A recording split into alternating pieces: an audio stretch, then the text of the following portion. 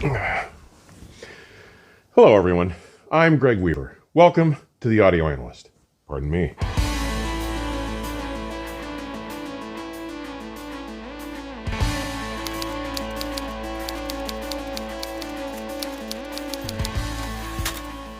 Even though it occupies the number 27 slot on the Rolling Stones' 50 greatest prog rock albums of all time, Supertramp's 1974 extraordinary Crime of the Century is somehow today one of the most overlooked, underrated, and slighted albums from its era. Today, I'm really excited to introduce you to the unbridled brilliance of this defining, straight-ahead rock art masterpiece. Pianist and vocalist Rick Davies had been born in Swindon, Wiltshire County, in southwest England in 1943 and took to music by the age of about 8. At 12, he joined the British Railways Staff Association Brass and Silver Jubilee Band as a snare drummer. Now, eventually, he started what he called fiddling with keyboards, an exercise that spelled the end of his drum career. Now, his mother says that though he never had lessons, he taught himself most of what he knows about music. By 1959, he'd been drawn to rock and roll and joined a band called Vince and the Vigilantes. By 1962, while studying art at Swindon College, he formed his own band, Rick's Blues, and was playing a Hohner electric piano. By 1996, he became organist for The Lonely Ones, who later changed their name to The Joint and recorded soundtracks for several German films. They were fairly successful. Now, while that band was playing in Munich, Davies met Dutch millionaire Stanley August Mayasegas. Stanley was taken with Rick, but apparently not with The Joint, since he offered to fund Rick's work only if he started a new group. Back in the UK, Rick placed an ad in British Music Weekly Melody Maker and recruited guitarist Richard Palmer and percussionist Robert Millar. It was at this time that he also met and hired vocalist-bassist Roger Hodgson, a pairing that would soon prove to be significant. By 1969, though he had originally named this group Daddy, in an attempt to distinguish the group from several other paternally named acts in London, he quickly adopted the name Supertramp, appropriating that name from a book, The Autobiography of a Supertramp, published in 1908 by Welsh poet and writer W. H. Davies. And no, they were not related. Now, Rick was quickly able to ink a deal with A&M Records, and their eponymous debut album, which was predominantly lengthy prog-based compositions, was released to lackluster sales and acceptance. Palmer and Millar immediately decided to move on, making room for percussionist Kevin Curry and Dave Winthrop, who played flute and saxophone, to join the act. Now, with the addition of bassist Frank Farrell, Roger Hodgson chose to switch from bass to guitar, and this restructured Supertramp released indelibly stamped in 1971. Sadly, when this sophomore release proved to do no better with the critics and sales, Davies' Dutch patron yanked his funding. And faced with this new challenge and nearly collapsing entirely into dissolution, as most of the members decided to move on, Davies and Hodgson stuck together and managed to pull together yet another new version of the group. Now, featuring Davies on piano, harmonic, and vocals, and Hodgson on guitar, electric piano, including a signature Wurlitzer, and vocals. Douglas Dougie Thompson took over on bass, Bob Siebenberg sat in on drums and percussion, and John Anthony Hellowell picked up on sax, woodwinds, and some keyboards.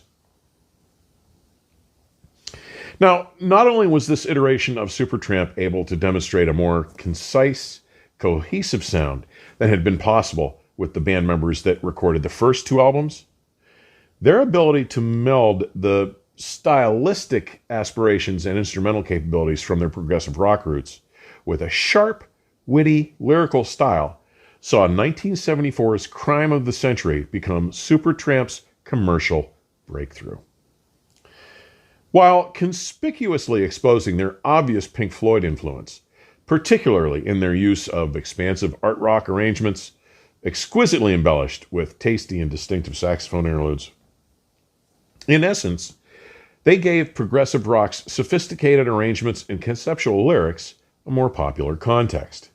And it worked, selling more than 20 million copies in time, delivering the hits Bloody Well Right and Dreamer, really breaking Supertramp in the United States. Much like many of the other successful progressive rock efforts from that era, from many of the usual UK suspects like Pink Floyd, Jethro Tull, and Marillion a bit later, though Crime touches loosely on themes of loneliness, adolescent angst, isolation, alienation, and even mental stability, furthering the Pink Floyd parallel, Rick insists it was not a concept album. Now, to my mind, Crime of the Century unquestionably represents the zenith of this band's efforts, their unparalleled Magnum Opus. Now, their sixth studio release, 1979's Breakfast in America, runs an arguably close second. The two collaborators and songwriters here have acknowledged that their period working on Crime was the last time that they both felt as if they were on the same page and that communication and collaboration within the group had reached its pinnacle. Even drummer Bob Siebenberg has gone on record that he believed that the band had reached its artistic peak here. Now, honestly, it should come as no real surprise that the two most essential musical creative forces behind this work, Rick Davies and Roger Hodgson, both attribute an enormous portion of the album's success to primary producer and engineer Ken Scott.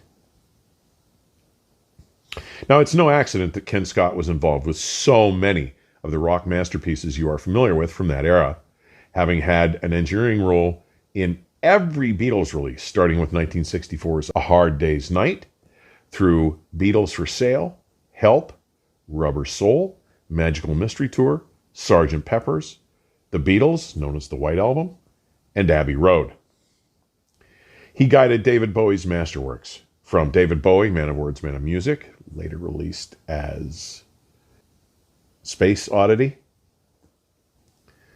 Hunky Dory, the monumental Ziggy Stardust, which I've covered here on the channel, through Aladdin Sane, Pinups, and David Live. He helped craft George Harrison's All Things Must Pass, John Lennon's Imagine, and Lou Reed's Transformer. Then there were Elton John's Madman Across the Water, Honky Chateau, and Don't Shoot Me, as well as many other standards from artists like the Dixie Dregs, Jeff Beck, and Santana. Ken was a recognized driving force in that era's rock world, and under his deft direction and leadership, everything aligned, making the synergy of this musical tapestry considerably greater than any of its constituent parts. Now, at this point, A&M had granted Ken carte blanche and gave him unlimited studio time to create this album, and his role as the conductor of this magnificent, almost symphonic rock work was pivotal to its musical splendor and its almost orchestral accomplishment. Recorded primarily on Scott's home turf at the famous Trident Studios in Soho, there were sessions done at Ramport Studios, owned by The Who, near Battersea Park in South London, with a few sessions recorded at Scorpio Sound in Camden. Now, while they were recording, Scott has said that the band laid down over 40 tracks, of which only 8 made the final cut for Crime. However, a number of these others showed up later on releases, in particular, Crisis What Crisis and Famous Last Words. Ken Scott has often spoken of the decidedly different personas that Davies and Hodgson brought to their work, a difference that formed the distinctive sounds of each track on this masterpiece. Now, while they agreed that they would share joint credit for all the songs, most were actually written individually. You can get a clearer sense of each composer's mindset when you understand that Bloody Well Right, Asylum, and Rudy were written by Rick, while Hide in Your Shell, Dreamer, and If Everyone Was Listening were written by Roger. Interestingly, the bookends here, the opener School and the closing masterwork, Crime of the Century, were both collaborative efforts. Further, string arrangements for Asylum, Rudy, If Everyone Was Listening, and Crime of the Century are credited to Richard Anthony Hewson, who also collaborated with the Beatles, with John Jensen listed as the engineer, and original vinyl mastering credited to Ray Staff. Now, some interesting trivia. The LP's dedication reads, "To Sam," which was a nickname for Stanley August Mayacigas, the Dutch millionaire who had supported Rick and the band financially from 1969 to 1972. And the photograph for the cover was Paul Wakefield's first album work, though he would go on to create some 30 album covers, including works for Rick Wakeman, Vangelis, Susie and the Banshees. But starting with side one, track one, the record opens with School. Though primarily a Hodgson creation, inspired by his boarding school experiences, he acknowledges that Rick wrote both the seething piano solo and the bulk of the lyrics. Soon after the opening, with Rick's haunting harmonica floating deep center, as the instruments check in one by one, including Roger's slow, rhythmic guitar, John's clarinet, we hear children's voices playing on the schoolyard, sprinkled across the front of the stage, well behind the playing speakers. Once the opening crescendo knocks, Roger's remarkable flange guitar work and roiling keyboards are all stirringly intensified by the potency of Doug Thompson's bass and Bob Siebenberg's pulsing rhythms. We are given over to Rick's powerful, compelling piano solo. As the bass waves take us to the close, interspersed with Roger's stark vocals, the exceptional ride about to unfold has been superbly announced and foreshadowed. Side 1, track 2 is one of the record's two big hits, Bloody Well Right. While Roger admits to having chosen to consciously link School to Bloody Well Right with the insertion of the line, "So you think your schooling is phony," he insists that any belief in a further unifying storyline is entirely in the ear of the listener. Rick's keyboards and vocals are compelling, driving the composition, with Bob's drum work, including some very tasty cymbals, and Doug's bass riffs carrying the flow, while Roger's guitar punctuates the momentum. As we get into the track following Rick's lyrics, while Roger's piano percolates throughout this cut, it is Doug's bass line and Bob's drum work that shine, all supplemented by the addition of John Helliwell's drifting and soaring clarinet and sax threads. Side 1, track 3 is Hide in Your Shell. Opening with Roger's wistful piano work, dripping with introspective melancholy, he is soon joined by the rising bass and drums contribution yet again.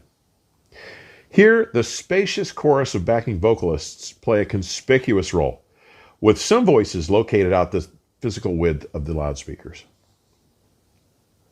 This cut is such an exceptional ride, punctuated with a unique intermingling of John Helliwell's saxophone and an eerie-sounding saw played by an uncredited street musician, very mysterious, and some delicious percussion and cymbal work.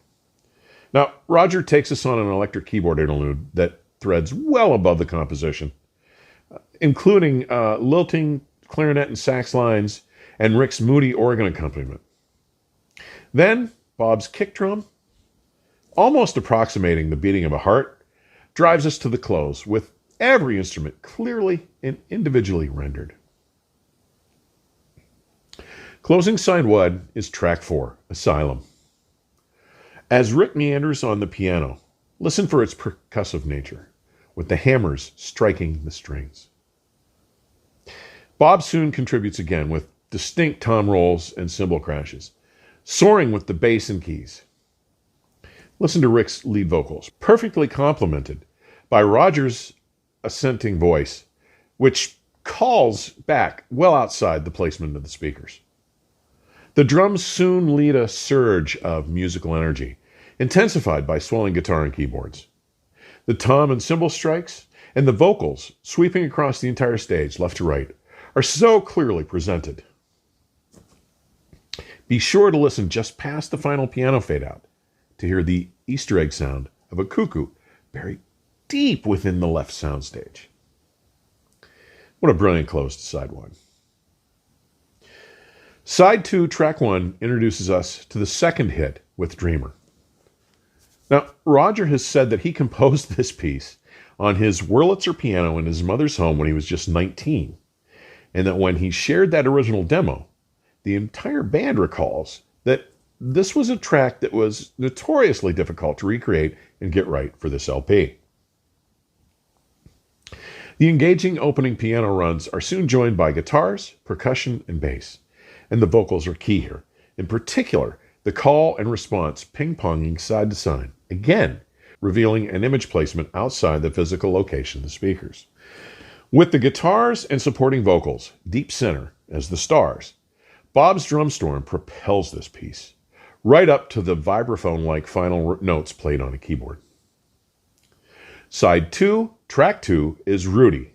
Now, Roger has often stated that this character was somewhat autobiographical of Rick's life at the time. Opening with piano, immersed with the sounds of a train recorded at London Paddington, a central London Underground Railway terminus station. It is soon joined by rising keyboard work. Doug's bass begins to drive, with Roger's keyboard work riding atop the whole mix, interspersed with John's lilting sax and clarinet offerings. But it is the foundation of the drums and bass that create the tension here, with the keyboards and sax flowing over the entire mix, going into the last crescendo before fading into the crowd noises captured at Leicester Square, which is another underground station in the West End of London. Next, side 2, track 3 gives us If Everyone Was Listening, a track that Roger says was inspired by the As You Like It aphorism, all the world's a stage and all the men and women merely players. From its keyboard opening, punctuated with cymbal strikes and Roger's vocals, it is again Bob's exemplary drumming driving the underlying current here. Roger's sparkling keyboard work, with John's clarinet and sax providing counterpoint, augment the suspense and drama of the contemplative lyrics, enhanced with Richard's lush string arrangements, all highlighted and punctuated by Bob's remarkable drumcraft. As a fitting and soaring conclusion, side 2, track 4 brings the title track, Crime of the Century. Every artist involved with this work felt that this was the strongest composition on the album. Roger's piano starkly sets the stage for this mood-affecting, powerful closer. Skillfully and tastefully driven by the drums, including a large water gong, Bob Siebenberg's drumming has been epic and without flaw throughout the entire album. The swelling guitars and keyboards combine with the piano to weave a haunting melody, all punctuated by the swirling, swelling Hewson string arrangements, with haunting sax lines floating out over it all, and the long, out-of-this-world double piano finale. Featuring Rick's wonderfully realized blend of spotlit piano, one of his more soulful and empathetic vocal performances, rife with exquisitely orchestrated high drama, and including just about the most perfect instrumental coda in progressive rock, this is unquestionably one of the most sublime and near-perfect album closers in the annals of popular music. In all, this album is their most perfectly orchestrated work, and to my ears, represents one of the most brilliantly executed and produced progressive rock albums of all time. Each cut is, well, essentially perfect in its compositional arrangement. You know, many years ago, back in the 1980s during an evening of Supertramp indoctrination for a friend who was unfamiliar with the record. After the close, he was speechless for a time. When he did start to talk, he offered to me that he decided you could not add or remove anything from any of these arrangements without diminishing their impact. I couldn't agree more. Now, as to pressings, I currently have 6 different releases.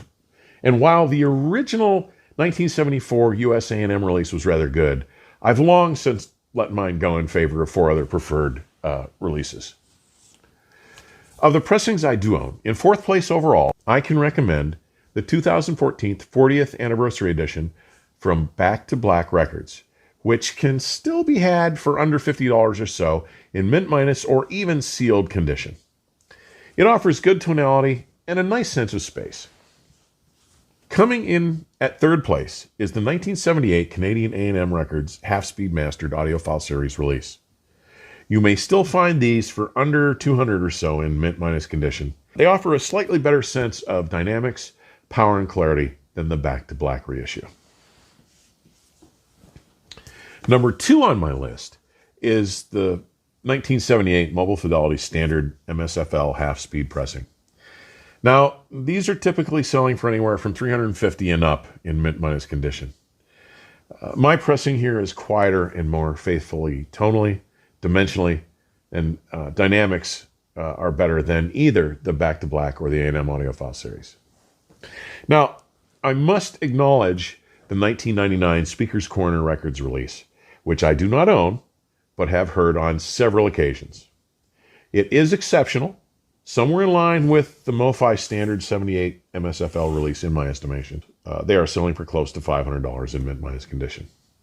Finally, what is without question the quietest, most dynamic, most extended and spacious sounding copy of this LP I have heard in the 47 years since its release is the 1981 Mobile Fidelity Limited Edition MFQR release.